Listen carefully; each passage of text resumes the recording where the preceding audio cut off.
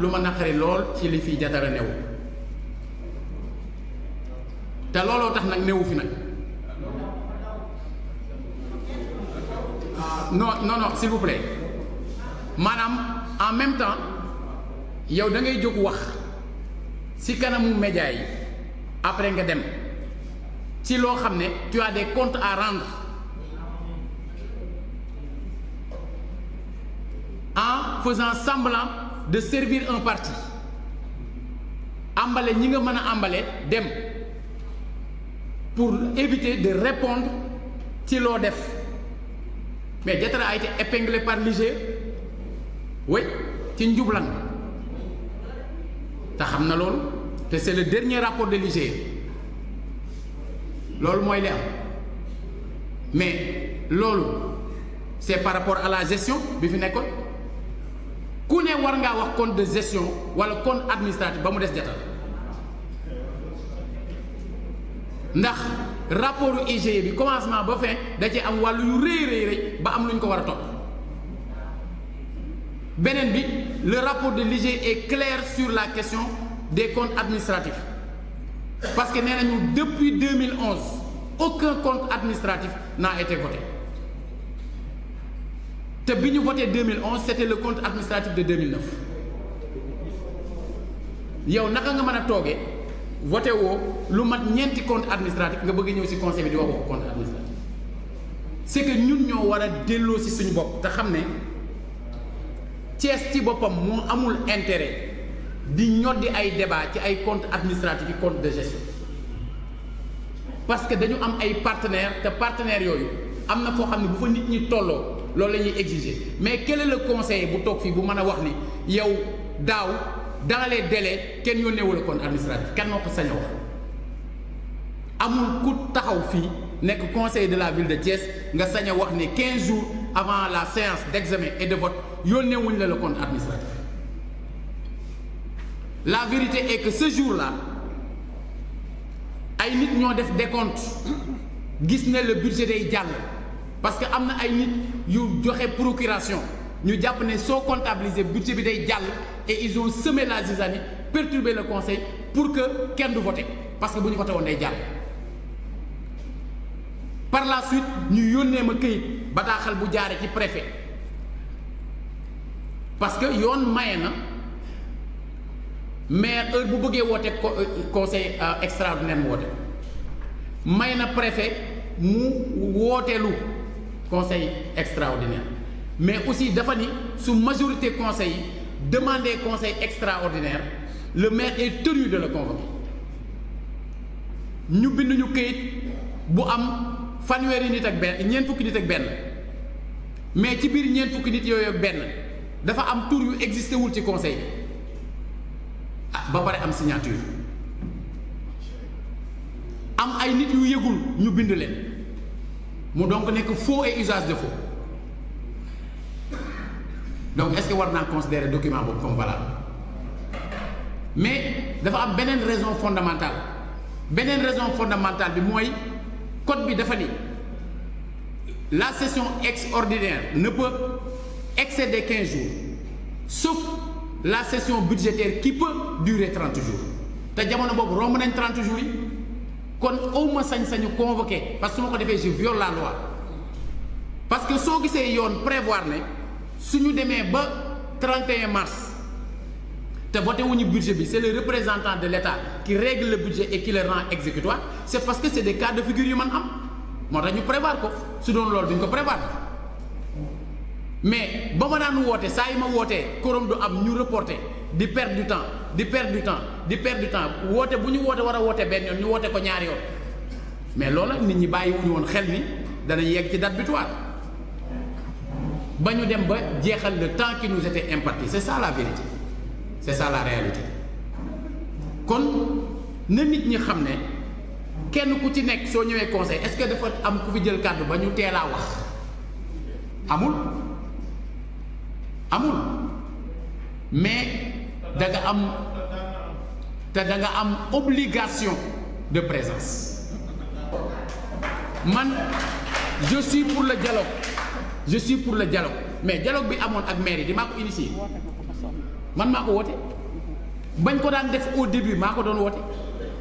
ba mu yàqoo musuma toog ci benn jataay te néew ma nañ ñëwaat autour de la table pour que ñu waxtaanee dëkk bi ñu demee ba jub élection maa xam ne du woon contexte bu favorable pour waxtaan parce que nit ñi booba seen xel ci politique la nekk ma ne bu élection yi jeexee conditions yi xëy na gën a favorable ma woo nit ñi te kenn ku ci nekk damaa yónnee ci yow kilifa waxtaan ak yow ma jël sama téléphone woo la ñu am jataay nit ñi ils parlent tout le temps de la rencontre de Paris ils auraient dû des rencontres de Paris mais balaa rencontre de Paris fii lañ daje kër Pape Diop te li ñu waxtaanee gestion des déchets éclairage public aménagement après bëgg ci yokk point wu foncier ma ni des na ñu ànd am mission Paris ñun est-ce que jaadu na ñu nekkandoo Paris te duñ waxante est-ce que loolu jaadu na man maa bàyyi fa ma nekkoon di leen fekki ba ñu paree ñoom nar a jóg pour dem beneen dëkk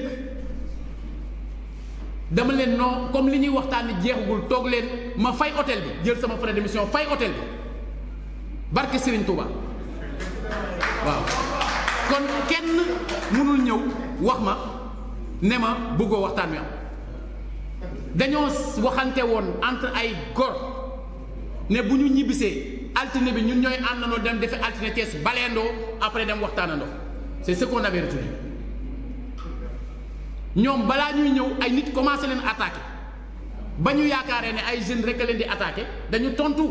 ne bu ñu waree dem ba planète Mars sax pour intérêt Thiès daanu ko def Grand Thiès sax daje wuñ fa waxuma planète Mars maanaam jataay bii ñu waroon a am dimanche xam nga dañ ko tardeel mu am tey mais dimanche la waroon am loolu mën naa ne waaye bloqué kenn mënu ko maintenant suñu jógee waxtaan nit ñi joxe seen xalaat mais le budget est proposé par le maire c'est le maire qui propose le budget xam nga conseil yi ñoom xam nga lu ñu am voter ou ne pas voter après avoir discuté parce que séance d'examen et de vote la mais les conseillers sont libres d'examiner le budget qui leur est proposé et ils ont d'ailleurs le devoir de l'examiner mais man dama la dul proposer luy nit di dàq maanaam xam nga li nga man xam nga am nga sañ-sañ toog ne gisuma jant bi je vote contre rek nii mais doo ko teg fenn parce que man maa la dul proposer lu dul intérêt dëkk bi te ñi ciy liggéey ñëpp ñii ñi ngi ci commission yi ñii ñi ngi ci administration bi te les orientations ont été définies devant tout le monde ñëpp xam ne dañoo bëgg lu baax pour dëkk bi ñii ne nañ ci sof lii fàtte woon ngeen lii yokku leen ko ci mais suñu jógee loolu sur le plan technique ñi nga xam ne seen xam-xam màcc na jëm ci loolu defar document bi liggéey ko ñu parfaire ko suñu dikkee fii ci conseil mu am des manquements les conseillers prennent la parole pour dire lii niñ ko defee du nii améliorer leen ko defee leen ko nii nangam ak nangam mais le but ce n'est pas de tenter de paralyser Thiès en ne votant pas un budget. C'est pourquoi j'ai dit aux conseillers qui partaient tout à l'heure, vous partez, vous reviendrez. Et ils reviendront. Parce qu'ils ne peuvent pas ne pas revenir. Parce que su fekkee ne ils ne reviendront pas pourquoi nit ñi di bañ ñi nga xam ne duñ ñëw jamais ñu déclarer leen démissionnaires parce qu'ils ont déjà démissionné ou bien waaw ou bien tey est-ce que dafa doon séance bu ñuy lijjantee mbiru compte administratif ñun bu ñëwee bureau sax day am ñu nit ñëw jël parole ne je ne vote pas le budget alors que egguñ foofu nañu waxante dëgg man xuloowuma xeexuma par contre am naa sama liberté ba am na ñoo xam ne moom lu ñu mënti wax baal naa leen parce que bu ma nit fekkee ci bureau bi ne ma benn saaba yonent bañ koy dugal ci bàmmeel maa ko aw lu ma waxatee moom maa tooñ sama bopp mais c'est la vérité te am na ci bureau bi lu ma waxatee moom maa tooñ sama bopp saaba yonent bi bañ koy dugal ci bàmmeel man mii maa taxawoon awu ko nit bu ma taxawee jàkkaarloo man wax ma ko wax ko keneen ne yàllaa ma yónni mais su waxee loolu su lu ko neex na ma wax baal naa ko nit nag xam nga soo gisee yenn yi ma àgg ci c'est parce que nit ñi dañ cee àgg fii parce que dama jàpp ne bërëb la bu ñu war a préserver parce que bërëbu Ceesuwaay yi la mais nañ fi waxante dëgg aussi waaw ndax dama bëgg ngeen xam ne équipe bi fi jógee 600 millions yi ñoo ko fi bàyyi bor suñu jógee dañuy def dévolution mais IGE effectivement wax na ni li fi nekkoon comme actif dañ ko war a répartir parce que IGE ni muy waxe dal ci kaw Jatara ak dal ci kaw keneen noonu la waxe ni en fait perception dañu waroon a répartir entre ñëpp les 200 et quelques millions yi nga xam ne moo fi nekkoon du dëgg kon est-ce que dina des lu ville bi mën a fayee bor yooyu mais yemul foofu bu njëkk man damaa ñëw fekk fii ay 300 et quelques yu fi doon liggéey mais bi ma defee càmbar yi ma war a càmbar li ci ëpp yu fictif la ñu woon ma dàq leen parce que tey àdduna bi kan mooy nangu loolu ay presque 300 emplois fictifs da ngaa dégg ku kaas bi ma leen dàq da ngaa dégg ku kaas parce que ñu ci bëri existé wuñu ay tur la rek suñu existé woon di nga dégg marche wala kaas wala dara c'est ça la vérité nit ñi fàtte nañ loolu et pourtant c'était ici ñi def loolu amuñu droit di wax ci yooyu ils sont conseils ils ont droit à la parole mais waruñu wax ci loolu nañu waxante dëgg tey nit ñi il parle de 600 millions yi gap bi nga xam ne am na nangu nañ ko ci li ville bi daan am bu njëkk loolu la receveur wax il faut comprendre ça mais li ñu waxagul mooy ci rapport IGE bi léegi jox nañ ñu dëgg ci marché central ak ci gare routière pas parce que dañu ko nangu ci ñooñu jox ñu ko déedéet dañ ne léegi boo jëlee gare routière commune ouest day am 40% des recettes ville 30% les deux autres communes ku ne 15% nga jëm marché central commune nord 40% ville de Thiès 30% des recettes yeneen ñaari communes yi ku ne am 15% kon xam nga am na gàpp 600 millions yi am na luy dekk wala boo génnee ci boobu les communes 2014 ba léegi kenn contribué wu ci au budget de la ville alors que c'est une obligation donc nous allons interpeller le préfet pour que mu teg loolu pour que ñu fay ñu xaalis bi ñu yoreel cumulé ñu dugal ko bu fekkee ne calculer nañu sur la base de li IGE wax que ni ci li fi nekkoon actif yi fi nekkoon communes yi am nañ ci nangam ñu génne ko ci mais li ñu war a fay ñu ko pour que ñu jël en charge préoccupation wu Thiessois yi maintenant man maa ngi wax ñooñu tous les maires ci bis bi ñu bëgg ak waxtu yi ñu bëgg pour que ñuy daje pour parler des problèmes de Thiès je suis ouvert